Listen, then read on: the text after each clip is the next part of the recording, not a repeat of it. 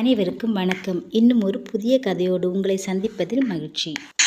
இந்த கதையில் பண்ணையார் ஒருவர் கொல்லப்படுகிறார். அவரை கொன்றது மகனா அல்லது மருமகளா அல்லது மருமகனா, இல்லை அவரது ஆசை நாயகியா என்பது பற்றி பல ட்விஸ்டுகளுடன் இந்த கதை நகர்கிறது. சரி, கதைக்குள் போகலாம். கம்பீரமான தோற்றம், நெடிய பெரிய உருவம், உருவத்திற்கேற்ற புருவம், மிடுக்கான மீசை.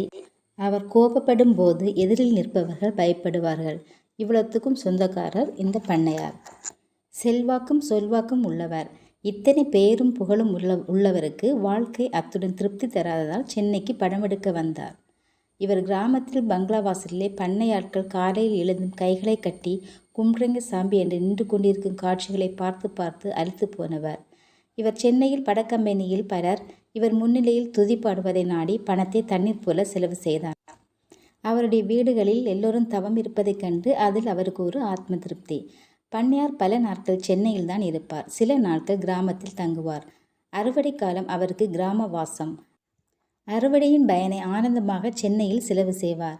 இவர் எடுப்பது முதல் படம்தான். இருப்பினும் பல படங்களை எடுத்தவருக்குள்ள செல்வாக்கும் புகழும் இவருக்கு சினிமா உலகில் இருந்தது. காரணம், இவருக்கு அந்த உலகில் அனைவரையும் தெரியும். எல்லோரிடமும் இனிமையாக பழகுவார். அவரிடம் மரியாதை காட்டாத சினிமா உலக பிரமுகர்களை இருக்க மாட்டார்கள். பண்ணையார் பண்ணையார் என்று இவர் படம் வருவதற்கு முன்பே இவரை பற்றி திரை உலகம் நன்கு அறிந்திருந்தது.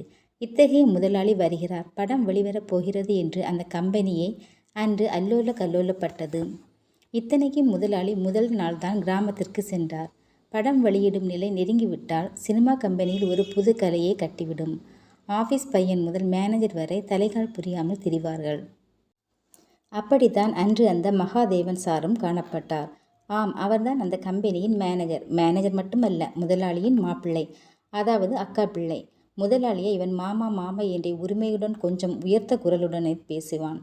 அன்று பொழுது விடிந்ததுமே மேனேஜர் மகாதேவன் கம்பெனி வீட்டிற்குள் தடபுடலாக நுழைந்தான். ஆடம்பரமான உடை உடுத்திருந்த அவன் தன்னுடைய சீட்டில் அமர முயன்றான். ஆனால் சற்றே நிதானித்து கொடுமுடி கொடுமுடி என்று கூவினான். அவன்தான் ஆஃபீஸ் பையன். கூப்பிட்ட குரலுக்கு ஓடி வந்து குரல் கொடுப்பவன் அன்று கொஞ்சம் தாமதமாகவே வந்தான். அதுவரை நின்று கொண்டே இருந்த மகாதேவன் கோபமாக கத்தினான். ஏண்டா, அடுத்த வாரம் படம் ரிலீஸ்னு தெரியுமில்ல என்று கேட்டான். தெரியும் சார். படம் ரிலீஸ் ஆகிற சமயத்தில் கூட ஆஃபீஸில் டேபிள் சேர் எல்லாம் தொடச்சி சுத்தமாக வைக்கலாம்ல. தொடச்சி தான் வச்சேன் சார். பிரீதா அம்மா தான் மாடியிலேருந்து கூப்பிட்டாங்க. பிரீதா, இந்த பங்களாவிலே ஒன்று ஏன் அதிகாரம் செல்லுபடியாகணும்?